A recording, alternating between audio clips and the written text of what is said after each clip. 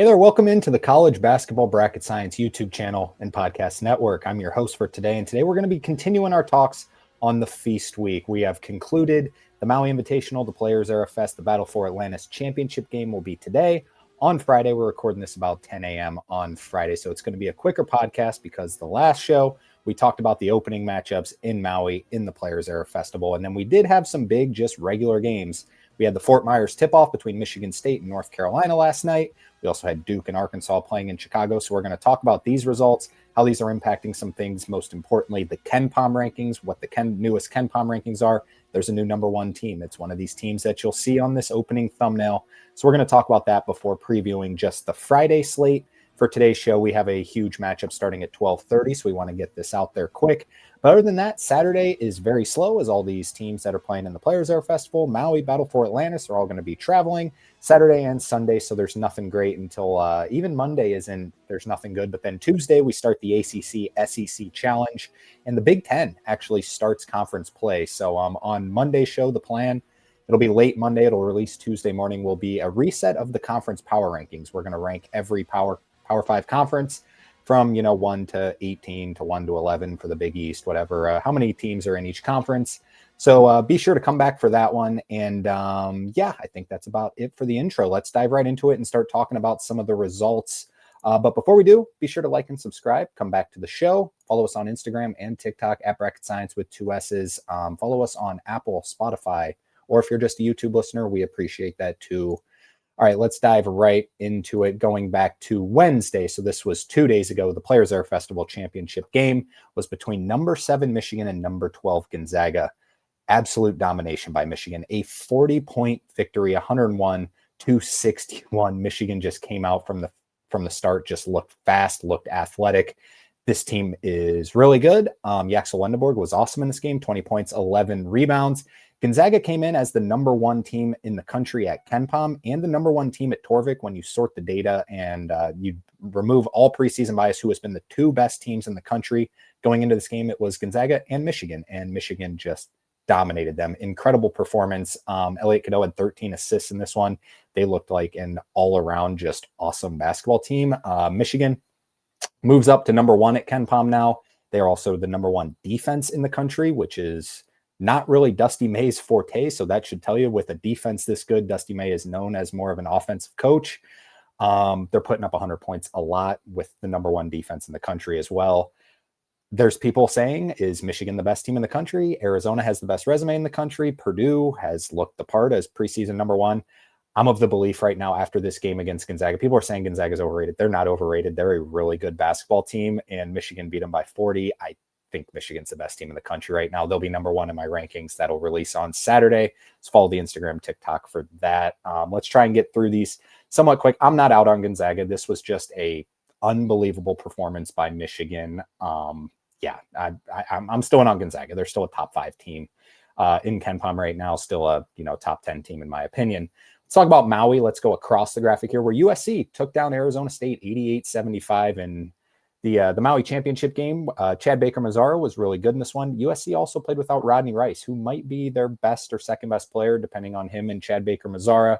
Chad Baker-Mazara picked up a technical foul in the first half, as you would expect, but he still played really well. Arizona State, I can't believe they made the championship game of this bracket, but USC is they're a solid piece in the Big Ten. It's just, kind of a weaker Maui Invitational with the Players Era Festival going on. All right, let's go diagonal down and let's talk about the rest of the Players Era Festival before diving into the Maui Invitational and others. In the third place game, which was controversial, Kansas and Tennessee. Tennessee came in beating Houston, and they beat Rutgers by 20 plus points. However, they were only playing for the third place game. Wouldn't be that big of a deal. However, the championship game between Michigan and Gonzaga, we're playing for $1 million, so it's kind of unfair for Tennessee to have to play Houston. I understand all that criticism, and Kansas played Notre Dame and Syracuse. They had the easiest path to get to a championship / third place game. The third place game was played for $300,000, and Kansas did get the job done, 81-76. Really good showing by Kansas without Darren Peterson in this Players Era Festival. They're up in the top 20 at KenPom, and this is without Darren Peterson, so good stuff for Kansas. It's more of a Bill Self team than last year's team was. Let's give a shout out to Marco Jackson, who I've talked about on this podcast. It's like, I can't believe he hasn't transferred already. it just hasn't worked at Kansas. He had his best game in a Kansas uniform. It was really, really kind of cool to see because he was, really excited. The teammates were really excited for him. He played a big part in the second half in leading them to victory. Trey White has also been good. Fuller Badunga is obviously awesome, and Melvin Council is a good piece as well. This Kansas team, when they add Darren Peterson, they're kind of a team to watch out for. Might be one of the biggest climbers in the rankings or in the Kenpom rankings that you'll see. For Tennessee, no big deal here. They'll be at the top of the SEC. Just kind of a tough draw for tough luck for Tennessee. Even tougher luck will be Iowa State, who we'll talk about after this next one, where number 21 Auburn took down number 14 St. John's 85-74. Auburn, good win here. Auburn is better than I expected them to be. I know some people might think that they've gotten, couple, what they lose to Michigan by 30 or 40. Michigan won their total games by like 110, by the way, in their 3 games of Players Air Festival. Just an unbelievable performance by Michigan. But Auburn picks up a big win over Rick Pitino's St. John's squad. St. John's now 4-3 on the season. Now they've played a gauntlet of a schedule, but they're also going to be one of those teams that I think after they're going to kind of be like Houston last year, except not as good as Houston, obviously, last year's team. But St. John's is going to continue to climb. They're still trying to figure out the pieces. Like I said on the last podcast, their point guard play is not good right now. But Auburn, Tahad Pettiford, Keyshawn Hall, one of the best duos in the entire country. They combined for 47 points in this one. Tahad Pettiford scored 27. Had a really good game. Good win for this Auburn team over St. John's. Iowa State went 2-0 to start the Players Air Festival, and they basically didn't make it because of Dylan Mitchell for St. John's made like a last-second 2 that meant nothing. And to get to the third place / championship game, it was all on point differential. That actually took them out of the third place game. And Iowa State, outside of Michigan, had the best performance of all of the Players Air Festival. They looked fantastic. They drilled Syracuse 95-64. I think Syracuse fans are pretty much done with Red Autry. Unfortunately, I really like Red Autry as a guy. It just isn't going well. They can't shoot free throws whatsoever. They have a talented team. However, they got beat by 30 in the second half to this Iowa State team. They got outcoached, outplayed, out-hustled. Iowa State, really good. They played this game without Team and Lipsy, and they're still winning over Syracuse, who they have the talent to be a tournament team, and they still beat them by 31. So really good stuff there by Iowa State. And then also in a consolation game, we had Baylor taking on San Diego State. San Diego State came off a good win. Baylor looks solid, just not like national championship solid as we've seen a couple years from Baylor. Should still be good, a home team come March Madness season. Baylor takes them down 91-81. Moving on, number 8, Alabama scores 100 as they do pretty much every game, beats Maryland 105-72. Alabama's so fun to watch. LeBaron Philon, awesome. Aiden Holloway, awesome. Number 3, Houston kind of escaped Notre Dame. I know it's a 10-point victory. However, the game was closer than that. Houston actually got off to a huge lead early in the game, and then Notre Dame was kind of the better team for like 30 minutes of the game, and then Houston kind of pulled away late. But Houston's got some things to figure out. They'll be fine. Notre Dame, speaking of ACC teams that just, it doesn't seem like the right fit in the coaching hire there. Micah Shrewsbury, I think Notre Dame fans are starting to get a little frustrated because they just don't win big games at all. Tulsa took down Northern Iowa 63-60. Yeah, kind of a whatever game. Good mid-major game. Northern Iowa is the favorite to win the Missouri Valley. As of right now, Tulsa, one of the better teams in the American, but Tulsa gets a big victory there. Eastern Michigan goes to Cincinnati and beats them. Cincinnati not playing in an MTE. They're playing a bye game against Eastern Michigan. Eastern Michigan led at half and won the game. Posted on the Instagram. Wes Miller we talked about it in the preseason, refuses to adapt. He doesn't adapt, and Cincinnati fans are turning on him, and this might have been the last straw. If they lose that game to Xavier in the crosstown shootout against a Xavier team that is, first off, not very talented, not nothing to their fault, nothing to Richard Pitino's fault. They're turning over a coach. They're turning over the whole program. They're lacking a little bit of NIL money. Cincinnati, not really lacking that much NIL money. They have a big brand, a great home court environment, and Wes Miller just decides to not go get a coach that can coach offense. Wes Miller's like, we're only going to be tough. We're only going to play defense, and we're going to make it ugly. How's it gone for them so far? Not good. If they lose that crosstown shootout, it could be fireworks. Scoring 56 points on your home court against Eastern Michigan, yeah, that's all the problems we expected in the preseason. All right, let's move on. Washington State took on Seton Hall in the third place game of the Maui Invitational. Seton Hall got them 75-61. Seton Hall, fun story this year. Shaheen Holloway, tremendous job. We'll see what he can do in Big East play, see if this can be a legit at-large team, because right now they look like it. Number 23, NC State took on Texas in the fifth place game of the Maui Invitational. This is the game I said in the previewing the players or the Maui Invitational that we wanted to see in the championship game. This would be the best matchup we could get in terms of the brands and preseason expectations. It ended up being the fifth place game, but Texas got them 102-97. NC State seems to have a little bit of problems. I thought this team was going to be better than most to start with a heavy load of transfers just because of their experience and how much winners they have. They have like 3 starters that went to the Elite Eight last year. But yeah, they just seem to have some things to figure out. I trust Will Wade will get them there, get them to the NCAA tournament. But this was a must-needed win for Texas. Texas was kind of falling off badly. They lost Arizona State in the opening round, but picked up, they got Chaminade in the second round, then beat NC State. So decent showing for Texas. Should be towards the bubble for the entire season. Boise State beat Chaminade, yeah, as you would expect. Couple other games to just talk about briefly. Iowa beat Grand Canyon 59-46. Ben McCollum's squad still undefeated on the season. Vanderbilt held off Western Kentucky in the battle for Atlantis, 83-78. VCU beat UCF, setting up a Vanderbilt versus VCU game.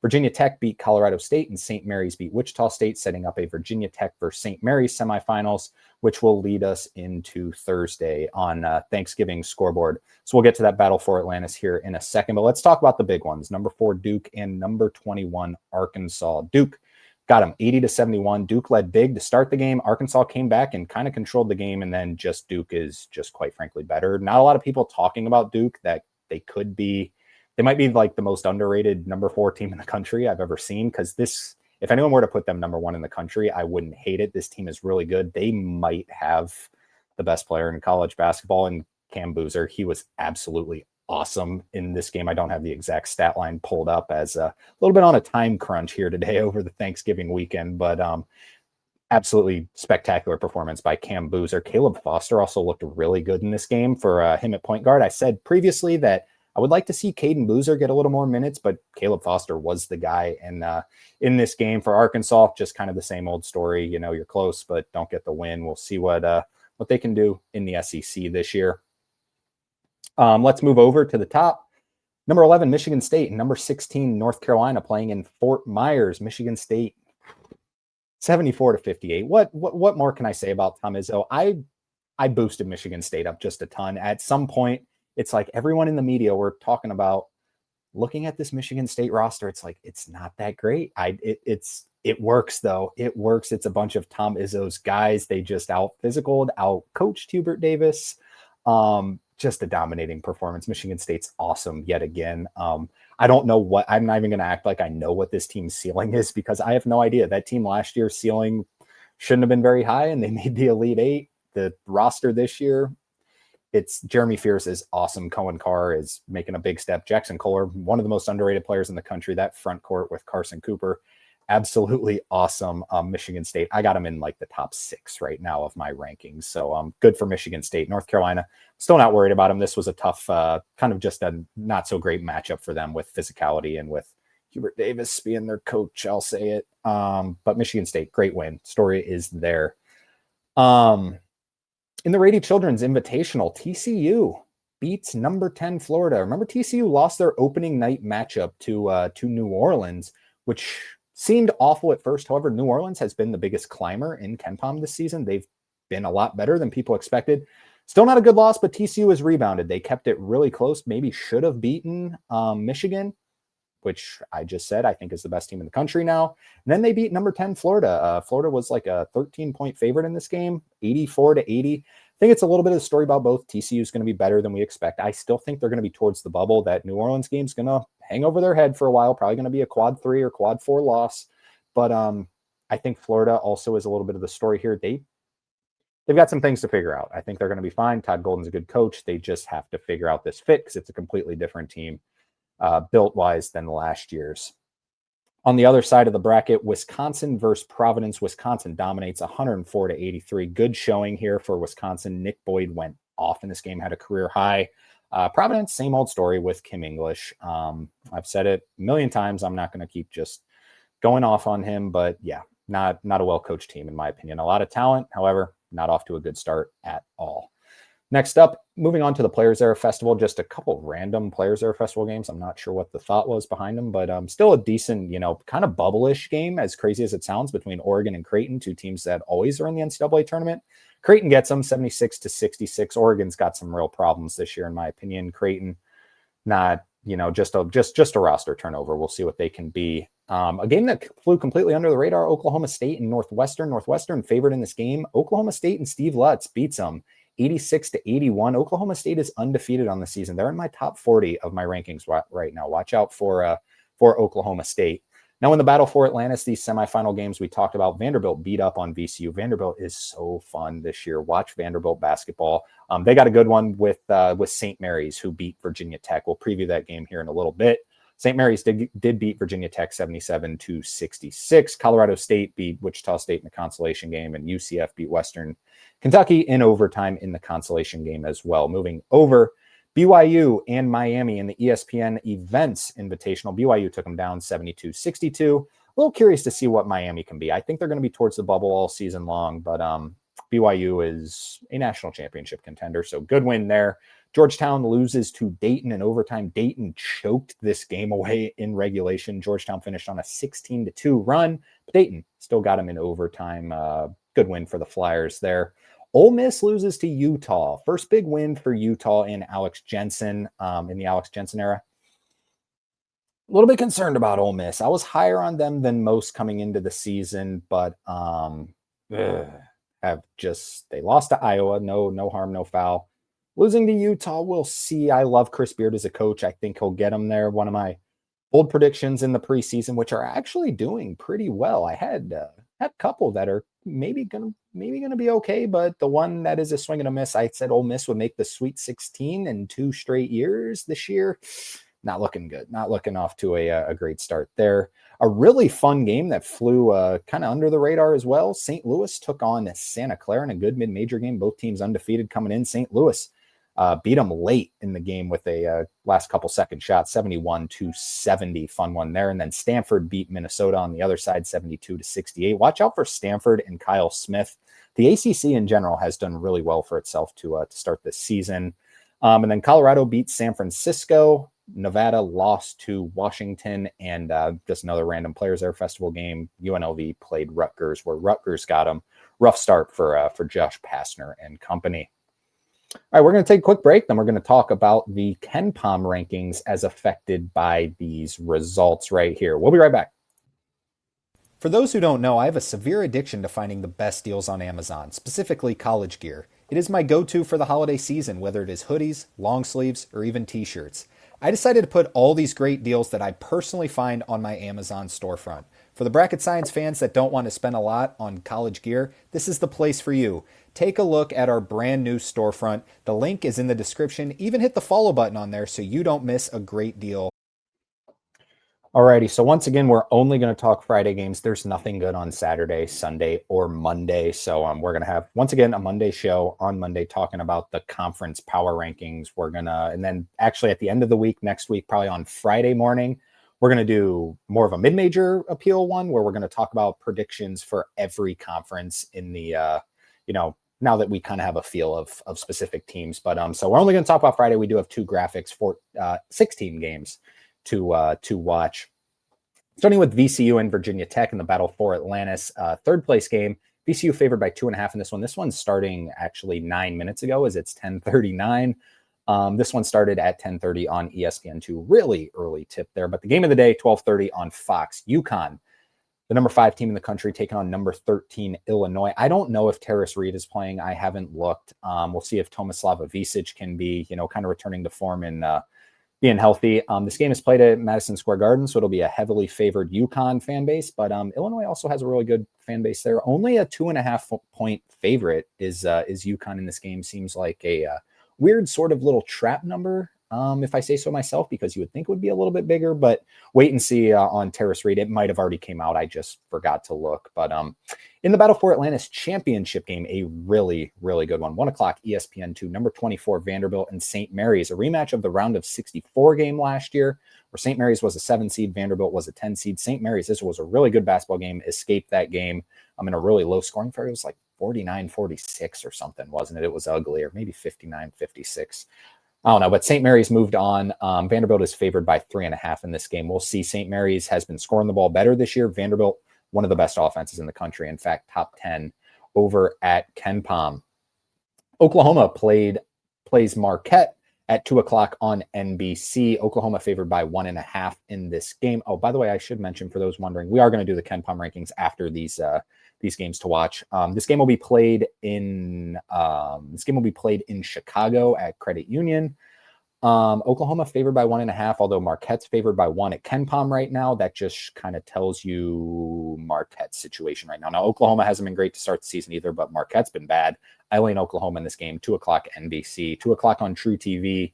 A consolation game in the Acrisure. Nevada taking on San Francisco. San Francisco favored by 6.5 in that game. The third place game of the Rady Children's Invitational, number 10, Florida taking on Providence. Florida's favored by 10.5 in that one. That one is at 3 o'clock on Fox.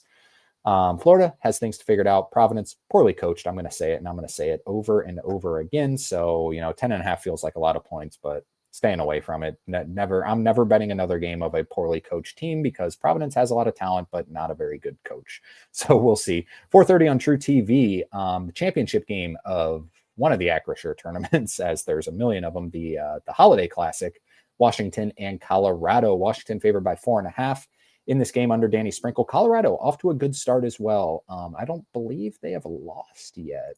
Let me just double check that and make sure. Yeah, they haven't lost yet. They're 6-0. Good stuff under Coach Tad Boyle there. So Washington favored by 4.5 in that one. Then a Battle for Atlantis, just consolation game. 4:30 ESPNU. USF versus Colorado State. USF favored by 1.5 in that matchup. All right, the later tips, some good ones. A couple just home games. Florida State hosting Texas this is in Tampa. It's obviously heavily favors Florida State, but it's not at Florida State.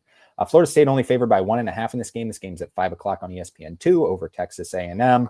I love Florida State in this spot. I don't think Texas A&M is good this year, and I think Florida State is going to be a sneaky team that could climb up to being like a 10 seed and make some noise, because this team can shoot the lights out.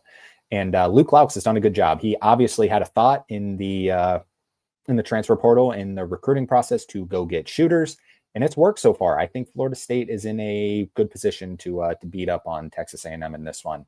Then the championship game of the Rady Children's Invitational, not Florida, Wisconsin, TCU, Wisconsin, 5:30 on Fox. Wisconsin favored by 6.5 in that game. TCU, another team I'm not going to bet no matter what. They're not because they're poorly coached. Jamie Dixon's a very good coach, but I just don't really know what to think about this team right now. I think they're going to be better than people think, and Wisconsin just hasn't played any elite level competition yet. So we'll see. We'll see about that matchup. 7 o'clock on ESPN2, Ohio State goes to Pitt. Pitt is awful, for those who don't know, this season. Ohio State's only favored by 4.5.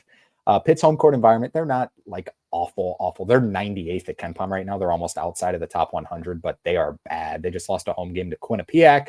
Might have been a little trap game for this Ohio State game. So we'll see. Ohio State only favored by 4.5 on ESPN2. At 7 o'clock on ESPN Plus, SMU, who is very quietly undefeated on the season, a 1.5 point favorite at Mississippi State, who has also been bad this season. Their only player is Josh Hubbard, it seems. SMU favored by 1.5 on the road. That is weird to see for Mississippi State fans, being an underdog at home to a team that is 43rd at Kenpom. Mississippi State is 80th at Kenpom right now. Yikes. Rough stuff there. Moving on to the ESPN, that game's at 7 o'clock on ESPN Plus, I believe SEC Network Plus. I don't know really what the huge difference is between SEC Network Plus. I believe you have to sign into your TV provider plus ESPN Plus to have it. So, but you will find it on the ESPN Plus app. In the ESPN Events Invitational, the third place game, Miami playing Georgetown. Miami favored by 3.5.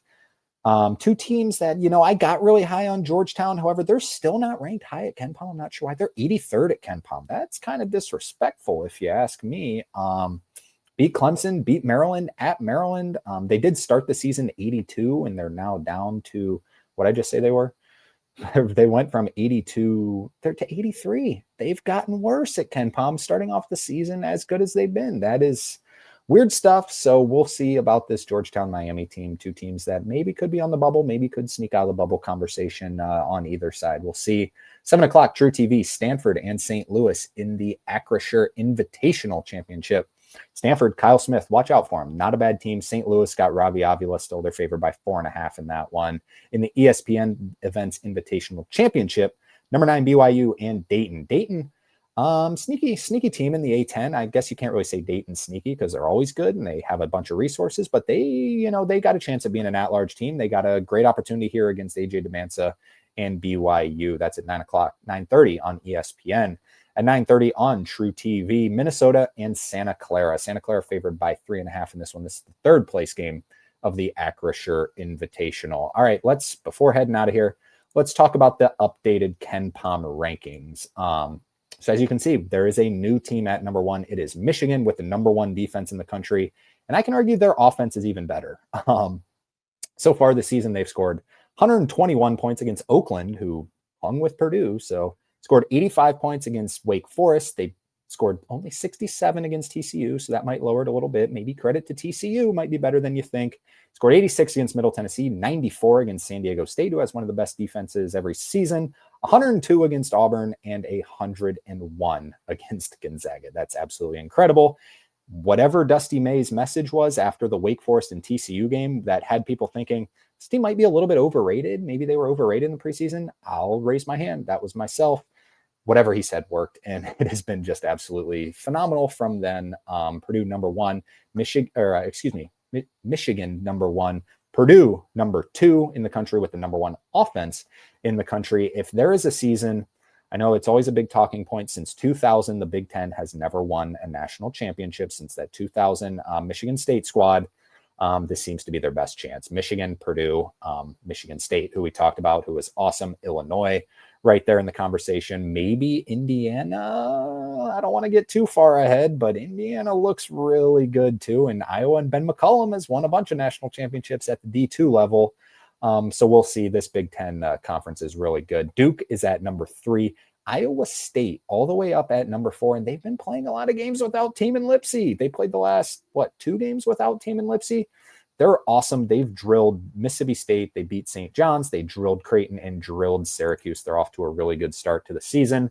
Gonzaga is still 5. They're still really good. Now, they dropped from 1 to 5 after that beat down by Michigan. But to me, that was like a once-in-a-lifetime performance for a Michigan team. Like, I think they're the best team in the country right now, and Kenpom does too. But that was just an absolute awesome performance. Number 6 is Houston with the second-ranked defense in the country behind Michigan.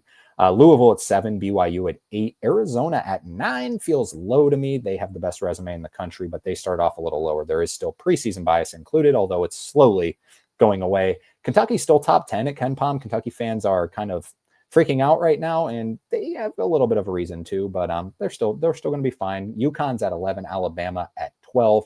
Alabama's 5-2 on the season, which is, odd. They start off the season 14th in offensive efficiency, which was just like, why? This is the one thing Kenpom's really good. It is really good and it's really accurate, but that one was weird to me. They're number 3. I wouldn't be surprised if they're number 1 at the end of the season in offensive efficiency.